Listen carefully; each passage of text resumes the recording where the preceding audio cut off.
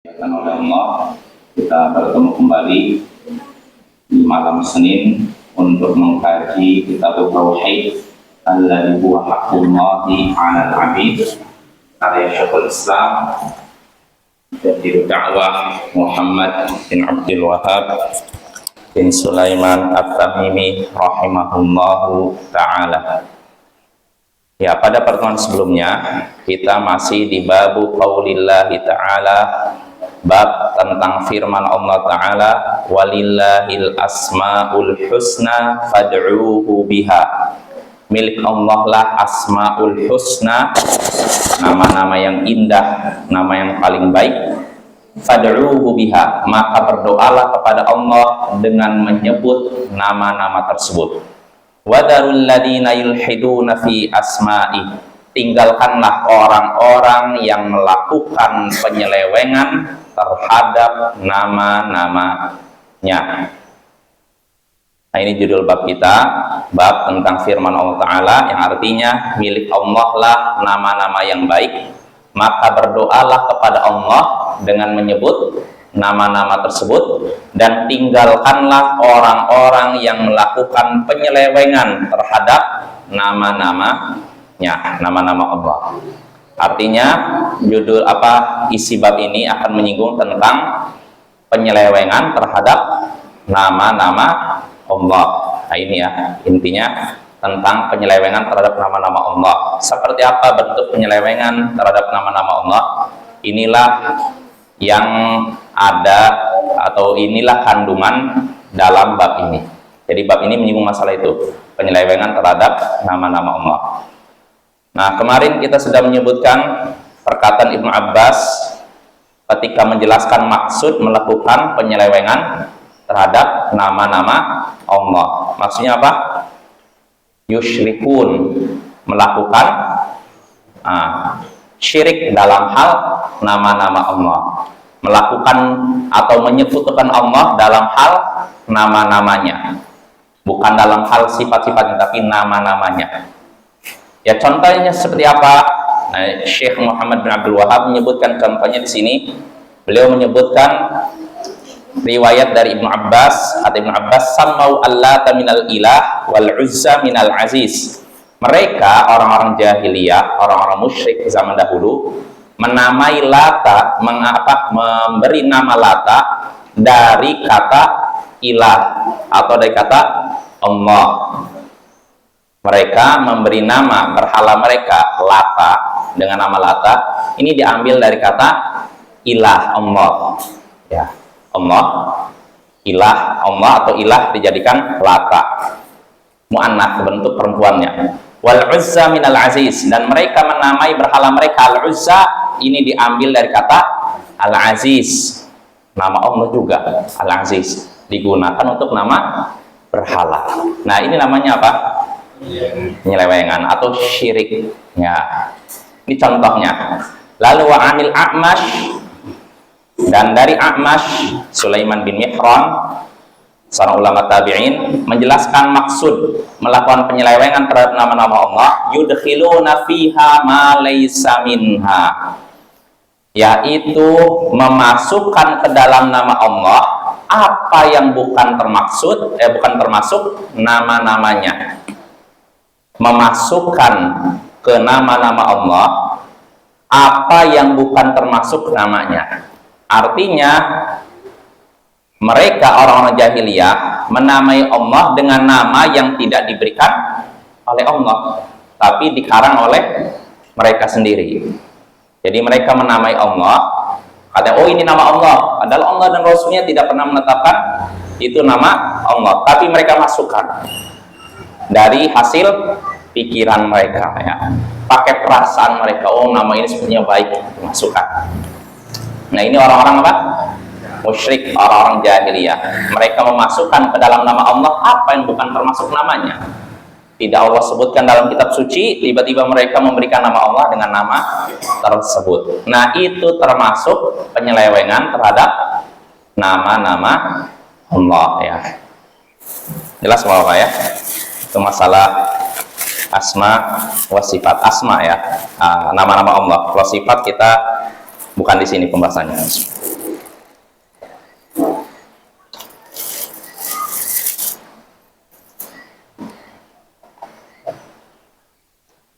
Nah, itu tentang bab ya, kandungan bab tersebut. Nah, kita udah selesai, berarti kita masuk masail. Fihi masail, dalam bab ini terkandung beberapa masalah, beberapa perkara. Al-ula, yang pertama, isbatul asma, penetapan nama-nama. Nama-nama siapa? Nama Allah. Artinya Allah memiliki nama-nama. Ya, ini harus kita yakini ya. Jangan sampai kita seperti orang-orang Jahmiyah yang menyatakan Allah tidak punya nama. Ya, yang mereka kelompok sesat, bahkan divonis kafir oleh banyak ulama. Ya. Itu permasalahan pertama. Ats-tsaniyatu, permasalahan kedua, kaunuha husna. Nama-nama Allah itu baik, indah. Nah, ini harus kita yakini Allah punya nama. Bukan sampai sini. Bukan Allah punya nama titik, enggak. Allah punya nama dan namanya indah. Nah, makanya disebut Asmaul Husna, ya. Sebagaimana Allah sebutkan dalam ayat ini, walillahil asmaul husna, milik Allah lah nama-nama yang indah. Jadi Allah tidak menyatakan walillahil asma fad'uhu biha. Allah punya nama, maka berdoalah kepada Allah dengan menyebut namanya. Enggak. Allah tidak menyebutkan Allah punya nama lalu berdoalah. Tapi Allah katakan Allah punya nama yang indah lalu berdoalah kepada Allah dengan menyebut nama tersebut, ya.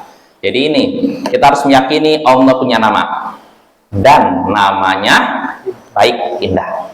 Jadi tidak cukup Allah punya nama titik, ya. Karena ini masih kurang, belum sempurna. Kalau sempurna katakan Allah punya nama dan nama-namanya baik dan indah.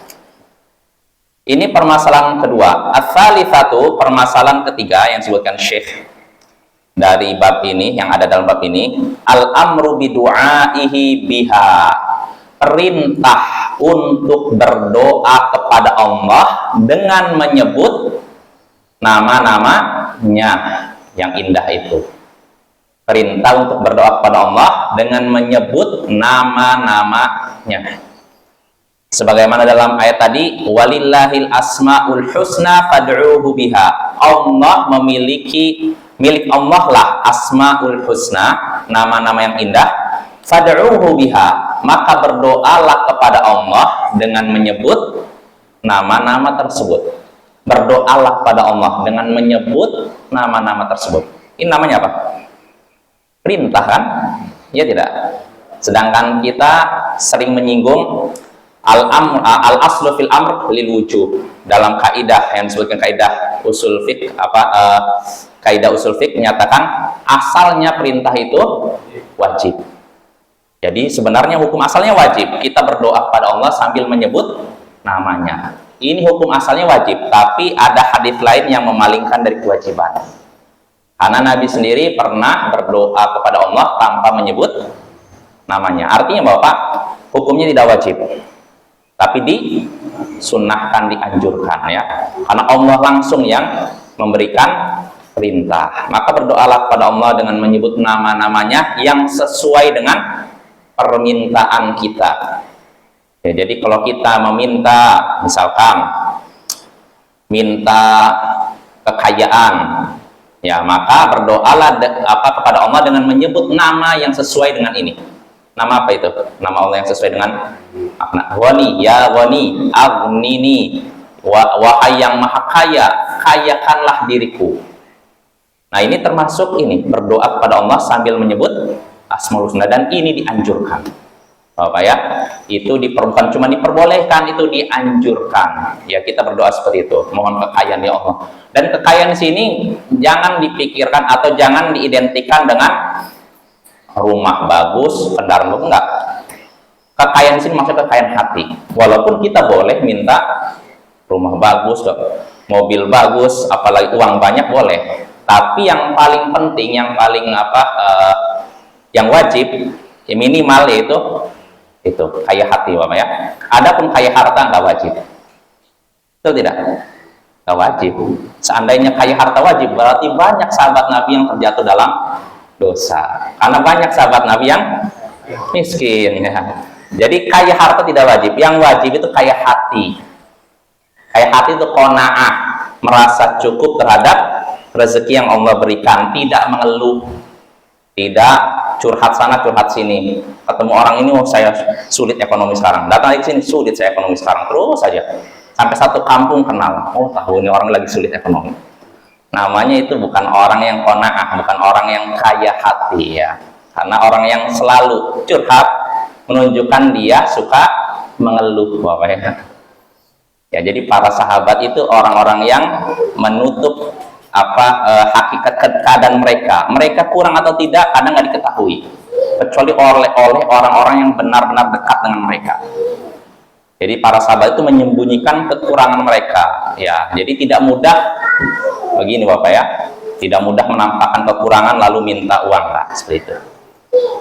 Nah ini perintah untuk berdoa kepada Allah dengan menyebut nama-namanya ya, yang sesuai dengan permintaan kita. Itu permasalahan ketiga. Ar-rabi'atu, permasalahan keempat, tarku man 'arada minal jahilinal mulhidin, meninggalkan siapapun yang menentang. Meninggalkan siapapun yang menentang. Menentang apa? Nama-nama Allah dari kalangan orang-orang bodoh yang melakukan penyelewengan. Jadi secara umum kita diperintahkan berpaling dari orang bodoh, apalagi sudah bodoh merasa dirinya tidak bodoh. Nah ini lebih bahaya lagi Bapak ya. Tapi kalau ada orang bodoh, tentu saja kalau ada orang bodoh yang memang dia datang kepada kita membutuhkan ilmu, apa kewajiban kita? Memberikan nasihat, memberikan ilmu, jangan ditutup. Nah, tapi kalau misalkan ada orang sudah bodoh tapi merasa dirinya tidak bodoh, bahkan ingin mendebat kita, maka sikap kita bagaimana? Kepaling, jangan diladeni, karena kalau diladeni nggak akan menang kita. Makanya ada sebuah ungkapan dari Imam Asy-Syafi'i, katanya seandainya saya berdebat dengan 1000 orang alim, saya sanggup mengalahkan mereka. 1000 orang alim artinya 1000 orang yang berilmu, punya ilmu. Saya debat dengan 1000 orang alim, saya sanggup melawan mereka.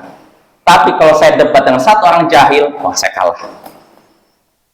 Jahil artinya orang yang itu maksudnya tidak tahu tapi sok tahu. Nah ini repot Bapak ya. Kita nyampaikan ini, apa itu? Nggak ada itu. Padahal ada hadisnya, ditolak. Kita nyampaikan ayat, enggak mungkin ayatnya begini. Padahal ayatnya ada. Sulit seperti ini.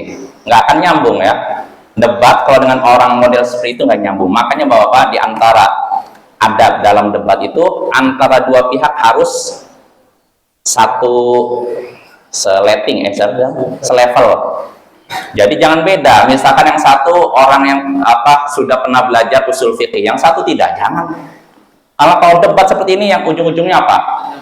Nggak nyambung, debat kusir akhirnya. Jangan ya, harus nyambung. Karena nanti ketika pembahasan misalkan masalah ini aja Bapak ya, misalkan masalah tauhid. Misalkan contohnya begini. Sebagian orang misalkan hadis Nabi SAW ketika bertanya kepada budak perempuan, Aina Allah, di mana Allah? Pernah dengar Bapak ya?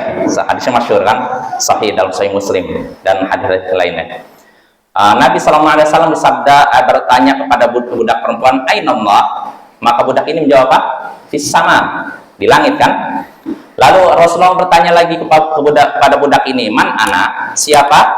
Aku. Siapa saya? Jawaban budak itu apa? Anta Rasulullah. Engkau adalah Rasulullah. Maka apa jawaban Rasulullah? Apa reaksi Rasulullah? Atiqha fa innaha mu'minah. Rasulullah berkata kepada majikannya, merdekakanlah budak ini karena sesungguhnya dia seorang wanita yang beriman, seorang mukminah, wanita yang beriman. Nah, misalkan kita debat dengan seorang yang baru belajar jurumiyah awal-awal, nyatakan, lihat nih, kata Nabi bertanya kepada orang budak wanita, di mana Allah? Fis sama, di dalam langit. Oh, berarti menurut kamu Allah itu di dalam langit, dilingkupi langit. Nah, kayak gini kan nggak nyambung Bapak. Kita katakan enggak, yang namanya fi tidak artinya sesuatu di dalam, bisa juga artinya di atas. Maksudnya gini Bapak, asalnya kalau kita berbicara Aina Muhammad, di mana Muhammad? Misalnya Muhammadnya di dalam masjid. Kita jawab fil masjid. Muhammad di dalam masjid. Fi memang artinya kadang seperti ini, di dalam. Tapi fi juga kadang maknanya nggak mesti di dalam sesuatu, tapi di atas. Makanya dalam Al-Quran Allah sebutkan fasiru fil ard, berjalanlah di ard. Ard artinya apa? Bumi, tanah. Pertanyaannya Bapak, apakah kita berjalan di dalam tanah atau di atas tanah? Nah itu kan. Jadi fi itu maknanya bisatnya di dalam dan bisatnya ala, di atas. Nah yang seperti ini kan, yang satu baru belajar jurmiyah, kitab nahwu dasar asal, yang satu udah belajar alfiyah, debat gini, nyambung nggak? Kan nyambung, nanti malah jadi wah kamu ini sok tahu, udah nggak akan selesai. Maka kalau mau debat harus orang selevel ya, selevel. Jadi dia udah pernah belajar misalkan usul fikih, yang ini udah pernah belajar usul fikih, yang satu belajar mustalah hadis, satu belajar mustalah hadis, yang satu pernah belajar nahwu, satu belajar nahwu. Nah selesai. Nah kalau udah gitu baru ya. Tapi kalau yang satu belum belajar, yang satu sudah belajar, nggak nyambung nanti malah jadi debat kusir, dan itu nggak akan menyelesaikan masalah apa ya. Karena ada seorang ustadz kita debat dengan seorang, tunjukin, oh ini coba nih ada hadisnya nih, disebutkan ustadz ini menyebutkan debat dengan orang-orang ini, dia bukan ustadz, bukan juga seorang santri, cuma orang biasa tapi ngerasa arti agama. Ustadz ini nih ada ini apa tentang perkataan Ibnu Katsir di sini pakai PDF, nggak pakai buku. Tiba-tiba ngomong apa? Itu kan PDF, nggak ada kitabnya. Nggak nyambung Bapak. Yang namanya PDF ini kan dari hasil apa? Foto kan? Nggak nyambung. Artinya debat sama orang seperti ini nggak akan selesai, nggak akan menyelesaikan masalah apa ya. Dia sendiri nggak bisa baca kitab, debat sama orang yang bisa baca kitab, nyambung nggak? Nggak nyambung juga. Ketika disuruh baca, tolong baca. Kamu, nah saya kan nggak bisa baca, nggak bisa baca tapi sok tahu itu repot. Ya apa ya, itu selingan aja. Kita lanjut. Jadi di sini kata Syekh faidah yang masalah keempat, meninggalkan orang yang menentang dari kalangan orang-orang bodoh yang melakukan penyelewengan. Tinggalkan, nggak usah diajak debat ya. Al-khamisatu, permasalahan kelima, tafsirul ilhad fiha, tafsir tentang al-ilhad terkait dengan nama-nama Allah. Ilhad artinya penyelewengan terhadap nama-nama Allah. Apa maksud penyelewengan terhadap nama-nama Allah? Kata Ibnu Abbas apa maksudnya? Menyekutukan Allah dalam hal nama-namanya. Nah, seperti apa tadi yang disebutkan Ibnu Abbas? Menamai Lata. Ini dari asal kata apa? Ilah atau Allah. Allah, Lata bentuk muannatnya, perempuannya. Lalu mereka menamai berhala mereka Al-Uzza. Dari kata apa?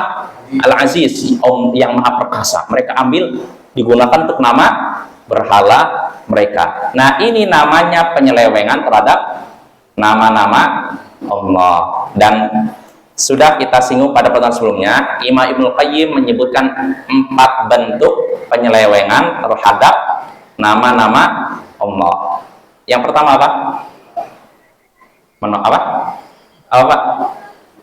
Menolak nama-namanya secara mutlak, semuanya ditolak. Ini termasuk penyelewengan terhadap nama-nama Allah. Ditolak semua nama Allah. Allah nggak punya nama apapun. Nah ini namanya sekte yang meyakini seperti ini siapa? Jahmiyah. Ya, Jahmiyah menolak nama-nama Allah semuanya. Bayangkan. Beda dengan orang musyrik jahiliyah. Tidak semuanya. Mereka masih menetapkan sebagian nama Allah. Sebagiannya mereka tolak. Tapi kalau Jahmiyah semuanya ditolak. Berarti yang lebih parah mana? Orang Jahmiyah apa orang musyrik zaman dahulu? Nah, Jahmiyah semuanya mereka tolak nama-nama Allah. Nah ini bentuk penyelewengan terhadap nama-nama Allah yang pertama. Yang kedua, menetapkan nama-nama Allah tapi menolak kandungannya. Allah punya nama Ar-Rahman tapi tidak punya apa? Tidak ada artinya Ar-Rahman itu. Allah punya nama Al-Aziz yang maha perkasa tapi Allah tidak punya sifat perkasa. Menetapkan nama-namanya tapi menolak sifat yang dikandung di nama-nama tersebut. Nah ini kelompok siapa yang meyakini ini? Yang berpendapat seperti ini? Mu'tazilah. Ya, Mu'tazilah menetapkan nama-nama Allah tapi menolak sifat-sifat yang terkandung pada nama-namanya. Itu yang kedua. Lalu ketiga, yang menetapkan nama-nama Allah tapi menetapkan semua nama-nama Allah tapi menetapkan sebagian kandungan dari nama tersebut dan menolak sebagian dari kandungan nama tersebut. Artinya semua nama Allah mereka terima, semua nama Allah dalam Al-Quran hadis mereka terima. Adapun kandungannya, sifat-sifat yang terkandung pada nama-nama tersebut, ada yang diterima, ada yang ditolak. Ya, siapa ini? Asy'ariyah dan Maturidiyah. Asy'ariyah dan Maturidiyah mereka menetapkan nama-nama Allah semuanya. Dan mereka sama seperti Ahlus Sunnah bahwasanya nama Allah tidak terbatas.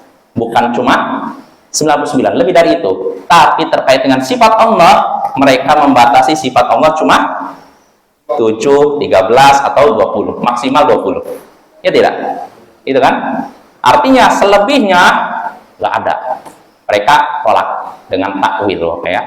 Ya contohnya Ar-Rahman yang Maha Pengasih. Nah, Asy'ariyah Maturidiyah menolak sifat kasih. Padahal nama Ar-Rahman ini diulang-ulang dalam Al-Quran 1 kali, 2 kali, 3 kali. Banyak. Ya. Mereka menetapkan nama Ar-Rahman tapi menolak apa? Kandungan dari nama Ar-Rahman tersebut. Menolak kandungan sifat yang terkandung dalam nama tersebut. Ya. Nah, itu Asy'ariyah dan Maturidiyah. Itu bentuk penyelewengan yang ketiga. Yang keempat, apa yang keempat? Kata Imam Ibnu Qayyim, yaitu apa? Menamakan berhala, menamakan selain Allah dengan nama-nama Allah. Nah, ini bentuk penyelewengan terkait nama Allah yang keempat. Menamai makhluk selain Allah dengan nama-nama yang diambil dari Allah. Contohnya orang musyrik, mereka menamai Lata dari kata apa? Allah atau ilah. Dan mereka menamai berhala mereka Uzza, Al-Uzza dari kata apa? Al-Aziz. Nah, ini bentuk penyelewengan keempat. Jelas apa ya? Yang pertama, menolak nama Allah semuanya. Kedua, menetapkan nama tapi menolak sifat yang dikandung pada nama-nama tersebut. Lalu ketiga, menetapkan semua nama tapi menerima sebagian sifat yang dikandung pada nama-nama tersebut dan menolak sebagian sifat yang dikandung pada nama-nama tersebut. Yang keempat, menamai selain Allah dengan nama-nama yang diambil dari Allah. Ini yang keempat. Lalu yang kelima, yang nggak disebutkan oleh Imam Ibnu Qayyim, yaitu menamai Allah dengan nama-nama yang tidak Allah sebutkan dalam Al-Quran maupun As-Sunnah. Nah, ini juga termasuk bentuk penyelewengan terhadap nama-nama Allah. Ya, contohnya kalau Syekh Muhammad bin Shalih Al-Utsaimin menyebutkan seperti orang-orang Nasara menamai Allah dengan apa? Dengan apa?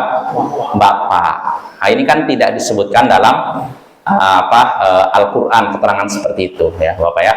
Walaupun sekali lagi memang ada sebagian ulama menyatakan itu dipakai pada orang-orang terdahulu. Pada orang-orang terdahulu katanya mereka kalau memanggil Allah itu dengan Bapa. Ini sebagian ya. Kita katakan ada dua pendapat. Ada yang menyatakan ini nama baru yang nggak pernah disebutkan oleh para nabi, termasuk Nabi Isa. Tapi ada yang menyatakan ini disebutkan. Makanya ada dalam kata sedenta dalam Alkitab disebutkan Bapa. Wahai Bapa begini. Tapi maksud Bapa di sini bukan berarti Allah adalah bapaknya Nabi Isa, tapi maksudnya sebagai ungkapan ta'zim, penghormatan. Jelas apa ya? Ini ada sebagian pendapat seperti itu, ya. Kalaupun anggap nama Bapa ini benar-benar ada dalam Injil, benar-benar sah.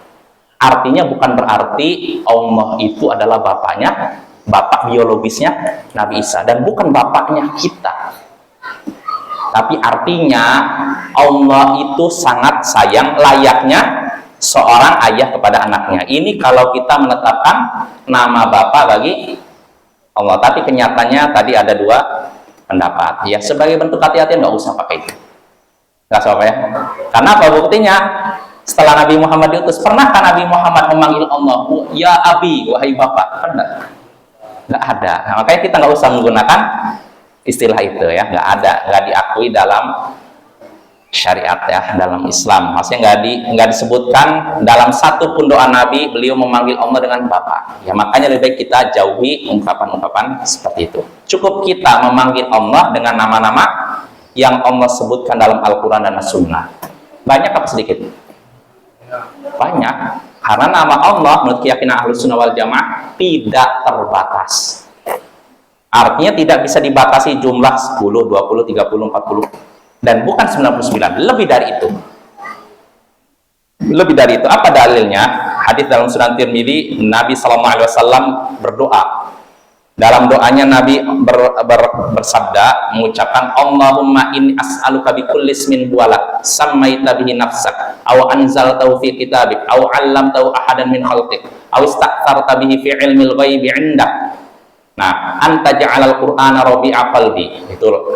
Ini doa istilahnya apa? Untuk menghilangkan kesedihan. Di sini Nabi mengucapkan, ya Allah, sesungguhnya aku memohon kepadamu dengan menyebut nama milikmu yang engkau namai dirimu dengannya.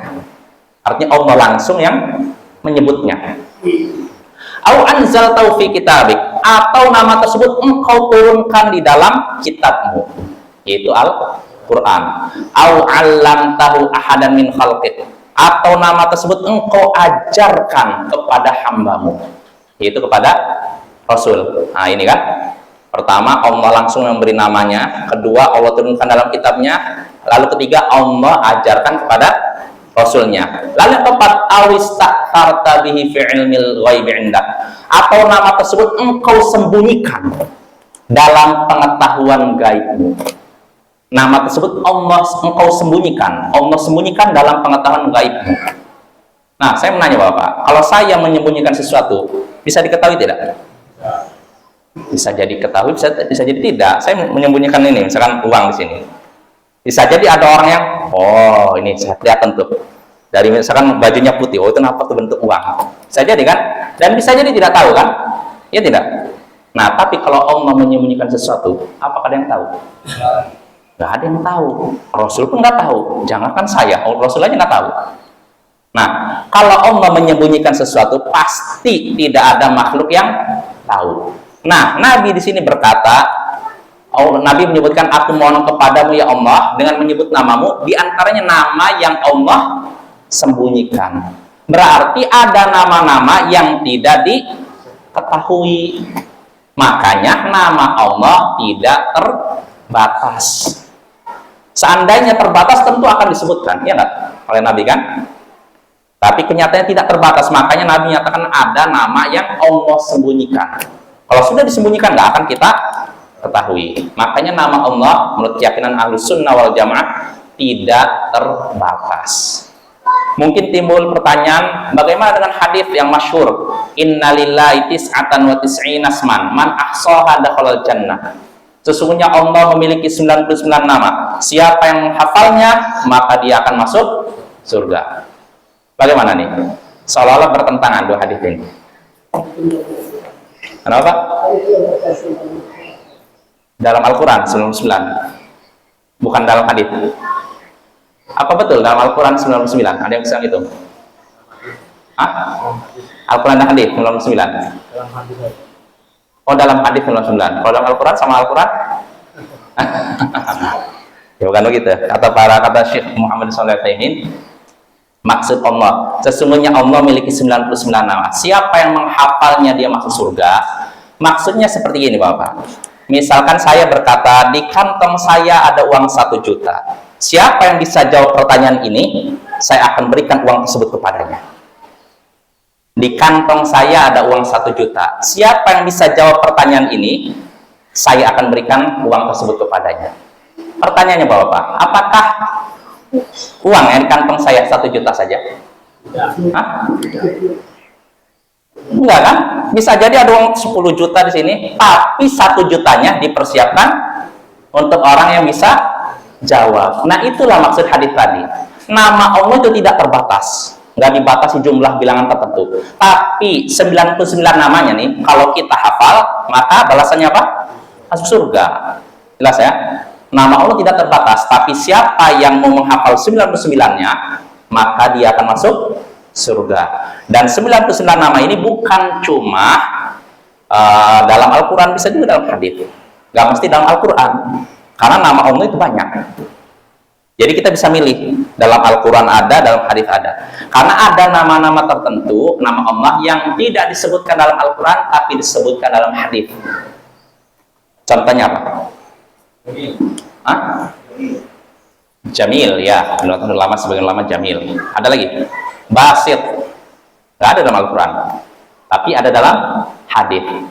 Karena Nabi SAW suatu hari didatangi para sahabat yang mengeluhkan harga barang yang naik. Jadi mereka datang kepada Nabi lalu berkata, ya Rasulullah, ghalal as'ar, harga lagi, fasa'ir lana, tentukanlah harga untuk kami. Artinya Rasulullah kan penguasa nih, kan bisa aja nentukan gitu kan, udah nanti harga misalkan apa kurma 1 kilonya dah cuma 100.000 misalkan. Para sahabat ingin Rasulullah menetapkan harga biar harga pasar tidak begini. Namun apa Rasulullah menyatakan, innallahu wal musa'ir al-basit al-qabid, sesungguhnya Allah lah yang maha menentukan harga, al-basit yang melapangkan, al-qabid yang menyempitkan. Melapangkan dan menyempitkan. Melapangkan apa? Rezeki. Menyempitkan rezeki. Nah, ini menunjukkan di antara nama Allah al-basit, al-qabid, al-musa'ir. Nah, ini Bapak ya. Jadi ada nama yang tidak disebutkan dalam Al-Quran, tapi disebutkan dalam hadis. Maka tinggal kita pilih. Di antara nama Allah yang banyak itu, ambil 99-nya, kita baca, kita pahami, kita hafalkan, kita amalkan. Nah, kalau kita mengamalkan yang 99 saja, maka kata Nabi apa? Masuk surga ya. Dan perlu kita ketahui, bukan sekedar hafal saja, tapi mengamalkan kandungannya, kata para ulama. Karena kalau sekedar hafal saja, orang musyrik, orang munafik bisa nggak hafal? Bisa hafal. Jangankan 99 Asmaul Husna, ada orang kafir yang hafal Quran. Lah sama. Ada orang kafir tahu bahkan ayatnya nomor segini tahu. Sampai ada seseorang, saya dengar dari seorang ustaz nih, ada pembicaraan debat antara seorang tokoh ormas Islam, pendiri ormas Islam di Indonesia yang terkenal, debat dengan seorang orientalis. Jadi orientalis ini artinya orang yang mendalami tentang Islam tapi kafir. Jadi orientalis ini menyampaikan ayat-ayat dengan lancar, dia menyebutkan ayatnya begini, ayat begini. Maka si tokoh muslim ini, tokoh ormas nih, pendiri ormas Islam besar di Indonesia, ini di zaman Belanda dulu, tokoh muslimnya kaget, kok ini orientalisnya jago sekali Al-Quran, lancar menyebutkan ayat-ayatnya. Sampai akhirnya gini, Anda ini kok bisa lancar sekali menyampaikan ayat Al-Quran, kenapa Anda tidak masuk Islam? Ya kan, dia lebih fasih, lebih lancar dibandingkan orang-orang awam yang di sekitar kita. Dia fasih menyebutkan ayatnya, lancar menyebutkan, hafalannya juga bagus. Kata tokoh ini, seorang kiai, Anda kok luar biasa bisa hafal begini-begini, kenapa Anda tidak masuk Islam? Kenapa Anda tidak masuk Islam kalau memang Anda bisa menguasai seperti ini? Namun apa jawaban orientalis ini? Pak Kiai, apa Pak Kiai nggak baca firman Allah Ta'ala dalam surat Al-Baqarah, innal ladzina kafaru sawa'un alaihim a'andartahum am lam tundirhum la yu'minun. Pak Kiai nggak baca surat Al-Baqarah, sesungguhnya orang kafir sama saja, kamu beri peringatan kepada mereka atau tidak beri peringatan, mereka tidak akan beriman. Itu Pak Kiai. Itulah. Jadi mereka pun pakai dalil ya, Masya Allah. Jadi makanya nggak jadi patokan ya, kalau sekedar hafal aja nggak patokan. Nah, jadi hafal plus mengamalkan apa yang dihafal. Karena kalau sekedar hafal, siapapun bisa menghafal. Orang fasik bisa menghafal, orang musyrik bisa menghafal, orang munafik bisa menghafal. Maka maksud ayat tadi, maksud hadis tadi, siapa Allah memiliki 99 nama, siapa yang menghafalnya dia akan masuk surga. Ini bukan sekedar hafal, tapi mengamalkannya, ya Bapak ya. Nah, itu tentang ini tadi masalah nama-nama Allah. Lalu berikutnya, tadi yang kelima ya. Lalu yang keenam, al-wa'idu liman al-had. Ancaman bagi orang yang melakukan penyelewengan terhadap nama-nama Allah. Ancaman bagi orang yang menyelewengkan nama-nama Allah. Apa ancamannya? Dalam ayat tadi, dalam surat Al-A'raf tadi ya. Di sini Allah wadarul ladina yulhiduna fi asma'i, tinggalkanlah orang-orang yang melakukan penyelewengan terhadap nama-nama Allah. Tinggalkan. Ini sebenarnya lebih tepatnya kalau dilanjutkan ayatnya. Karena ayat setelahnya kelanjutan ayatnya sayujzauna ma kanu ya'malun. Tadi kan tinggalkanlah orang-orang yang menyelewengkan nama-nama Allah, kelak mereka akan dibalas atas perbuatan mereka. Nah, ini kelanjutan ayatnya, isinya ancaman bagi siapa? Orang-orang yang melakukan penyelewengan terhadap nama-nama Allah. Kelak kata Allah, mereka akan dibalas atas apa yang mereka kerjakan. Ini artinya apa? Ancaman. Artinya mereka akan disiksa oleh Allah. Ya, tentu saja terkait dengan 4 tadi Bapak ya. Yang 4 tadi menolak nama-nama Allah, menolak nama tapi menolak sifat. Ini enggak semuanya sama Bapak ya. Yang parah ini yang pertama, menolak nama-nama Allah, ini sepakat para ulama kafir. Adapun yang 2, ini terjadi perbedaan pendapat. Apalagi yang ketiga, yang menetapkan sebagian sifat, menolak sebagian sifat. Nah, para ulama menyatakan orang seperti ini tidak dikatakan kafir, karena mereka menolak sifat Allah menggunakan takwil, seperti terjadi pada Asy'ariyah Maturidiyah. Makanya banyak para ulama Ahlussunnah menyatakan mereka tidak kafir. Maka keliru ketika ada sebagian orang membesar-besarkan masalah ini, orang-orang Wahabi mengkafirkan Asy'ariyah katanya, mengkafirkan Maturidiyah. Maka kita jawab, mana buktinya? Selesai Bapak. Kalau sekedar nuduh semua orang bisa, sebutkan buktinya. Nggak ada satupun ulama Ahlussunnah yang menyebutkan Asy'ariyah kafir atau Maturidiyah, ada. Yang ucapan keras para ulama yang menyatakan kafir itu ditujukan kepada Jahmiyah, bukan kepada Asy'ariyah. Mu'tazilah aja enggak. Jelas Bapak ya, Mu'tazilah yang kedua tadi, yang menetapkan nama tapi menolak sifat Allah, nggak dikatakan kafir. Yang menyatakan kafir oleh para ulama bisa dibilang 500 ulama, yaitu Jahmiyah yang menolak nama-nama dan sifat Allah. Adapun yang setelahnya yang menetapkan nama tapi menolak sifat, ini para ulama nggak kafirkan. Apalagi yang ketiga, yang menetapkan sebagian sifat lalu menolak sebagian sifat. Dan ini yang terjadi pada orang-orang Asy'ariyah dan Maturidiyah. Mereka menetapkan sebagian sifat Allah, menolak sebagian sifat Allah. Para ulama tidak mengkafirkan kelompok ketiga ini. Maka keliru ketika mereka menyatakan orang-orang Wahabi mengkafirkan Asy'ariyah, mengkafirkan Maturidiyah. Cara bantahnya mudah Bapak. Sebutkan buktinya, mana teksnya, perkataannya. Jelas Bapak ya? Karena kalau nuduh semua orang bisa ya. Selesai. Habis. Oh ya udah habis ya. Ya sudah, berarti pada pertemuan berikutnya kita masuk bab baru Bapak. Babun la yuqalu assalamu ala Allah. Bab tidak boleh dikatakan keselamatan semoga dicurahkan kepada Allah. Jadi kalau kita mengucapkan salam pada seorang, mengucapkan apa? Assalamualaikum, semoga keselamatan atasmu. Ini kepada manusia kan? Tapi kalau kepada Allah boleh. Assalamualaikum, semoga keselamatan atas Allah. Boleh? Nggak boleh. Makanya inilah yang akan kita bahas pada pertemuan berikutnya. Wassallallahu ala nabiyina Muhammadin wa ala alihi wa sahbihi ajma'in wa akhiru da'wana anilhamdulillahi rabbil alamin. Assalamualaikum warahmatullahi wabarakatuh.